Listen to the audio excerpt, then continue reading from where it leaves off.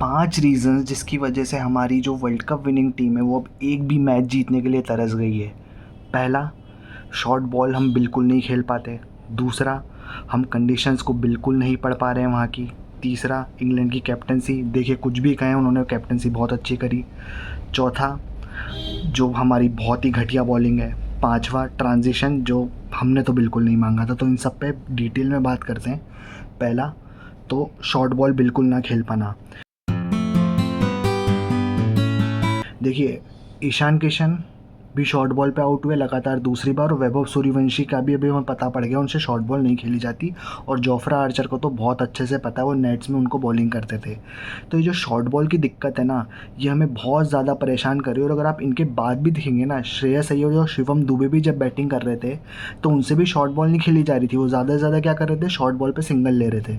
तो अगर आप इतना डिफेंसिव खेलोगे ना तो यार बॉलर आप पे चढ़ ही जाएगा। और दूसरा, मुझे यहाँ पे लगता है ना कि जो पहले T20 में हम 76 रन पे ऑल आउट हो गए थे ना, उसका भी कहीं ना कहीं इफेक्ट यहाँ पे पड़ा है। जो हमने इतनी कंजर्वेटिव बैटिंग करी है, बहुत ही ज़्यादा हम सेफ खेल रहे थे। अभिषेक शर्मा जो रन बॉल नहीं खेलते वो भी रन बॉल खेल के गए, और 10 ओवर में केवल 71 रन थे हमारे।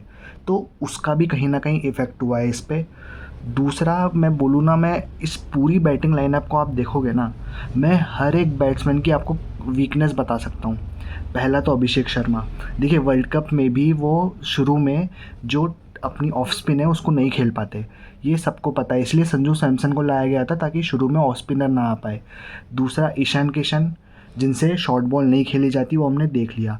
वैभव सूर्यवंशी अभी अभी टीम में आए लेकिन उनसे भी शॉर्ट बॉल नहीं खेली जाती। श्रेयस अय्यर अकेले कब तक खेल लेंगे, वो भी एक ही बैट्समैन पे आप टिके हुए हो। तिलक वर्मा से स्पिन नहीं खेली जाती, उनका करियर स्ट्राइक रेट 103 का है स्पिन के खिलाफ, ठीक है। अक्षर पटेल बिल्कुल भी उनका बैटिंग फॉर्म अच्छा नहीं चल रहा। और लास्ट में वॉशिंगटन सुंदर 8वें नंबर तक बैटिंग है, लेकिन वॉशिंगटन सुंदर भी टेस्ट मैच में अच्छा खेलते हैं, T20 में अभी तक वो बहुत अच्छे बैट्समैन बने नहीं हैं। तो पूरी बैटिंग में श्रेयस अय्यर के खिलाफ या अलावा अपने वीकनेस ही वीकनेस है।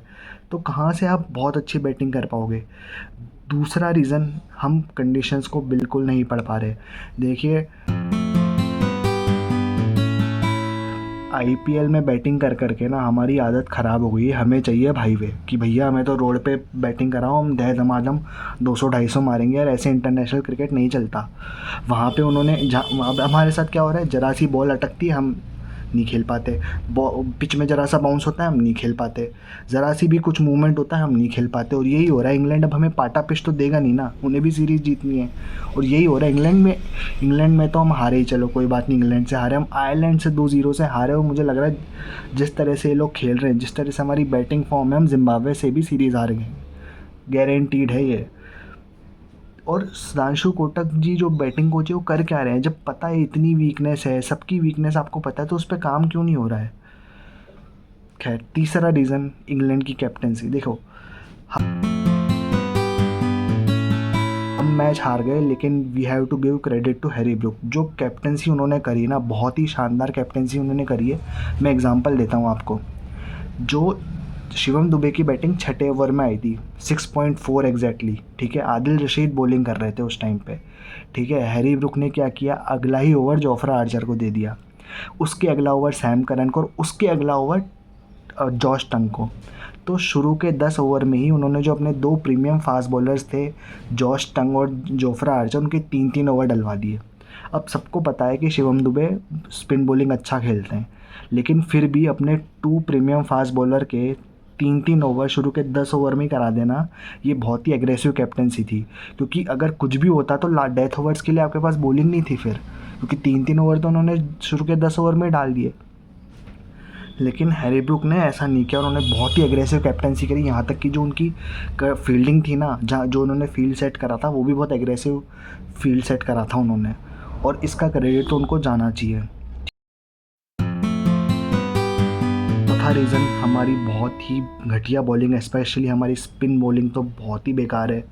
आप अगर अब देखो इस टूर पे या इस मैच में भी खासकर, अक्षर पटेल और वॉशिंगटन सुंदर ने कुल मिला के 3 ओवर करे और 3 ओवर में 43 रन दिए उन्होंने, ठीक है। वॉशिंगटन सुंदर ने 1 ओवर में 19 रन दिए थे, जो हमारे ऑफ स्पिन बॉलर है।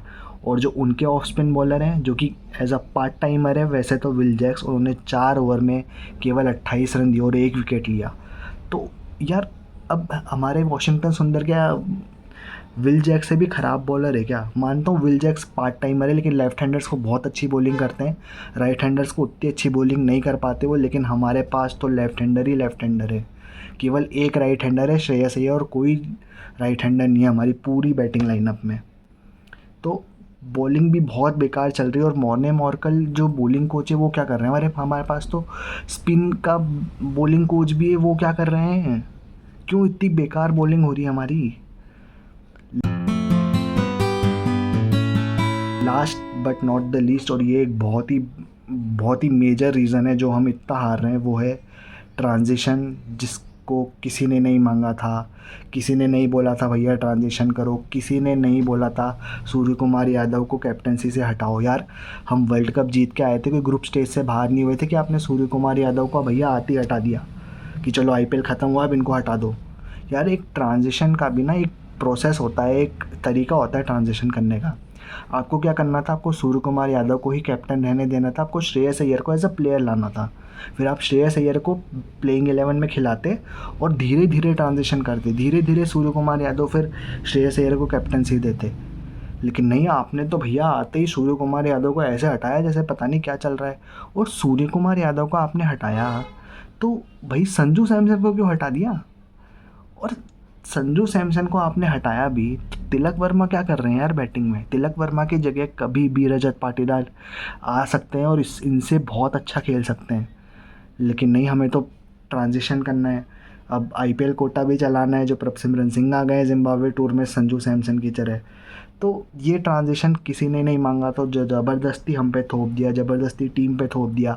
और हर बार आप ट्रांजिशन का ये जो बहाना है ना, ये नहीं दे सकते हो, क्योंकि अगर कैस कितना ही बड़ा ट्रांजिशन हो यार, इतना बड़ा भी ट्रांजिशन नहीं है कि आपके 3-4 प्लेयर डेब्यू कर रहे हो, ठीक है। एक वैभव सूर्यवंशी नए प्लेयर हैं, प्रिंस यादव नए प्लेयर है, लेकिन उनका डेब्यू आयरलैंड सीरीज़ में ही हो गया था। तो ऐसे कोई बहुत ज़्यादा हमारे पास ना नए नए प्लेयर नहीं है कि हम लगातार हारे जाएँ और बोलते जाएँ ट्रांजिशन चल रहा है, ट्रांजिशन चलता है। यार ऐसा नहीं हो रहा। अब सॉल्यूशन क्या है इस चीज़ का, क्या कर सकते हैं हम? तो मेरे हिसाब से अब जो लास्ट T20 हमारा, इसमें बिल्कुल निडर होके खेलो, जो होगी दिखी जाएगी। आप तो मार के खेलो, क्योंकि अब खोने को कुछ नहीं है, इससे ज़्यादा अब क्या ही ख़राब हो जाएगा। 2 लास्ट के T20 तो हम इतने बुरी तरह हारे जिसकी कोई हद नहीं है, लेकिन और इससे अच्छा क्या ही बुरा हो जाएगा, एक और मैच हार जाओगे आप। तो हारना ही है तो बहुत भैया बेबाक तरीके से खेलो, अब उड़ा के मारो और क्या। और पिच को देख के खेलो यार, ऐसा भी नहीं कि हर बॉल पे मारने लग जाओ। सिंगल निकालो, जो बॉल मारने वाली उस पे तो मारो। खैर, यही था इस वीडियो के लिए। Thank you for watching. अच्छा लगे तो सब्सक्राइब कर देना, लाइक कर देना। Thank you.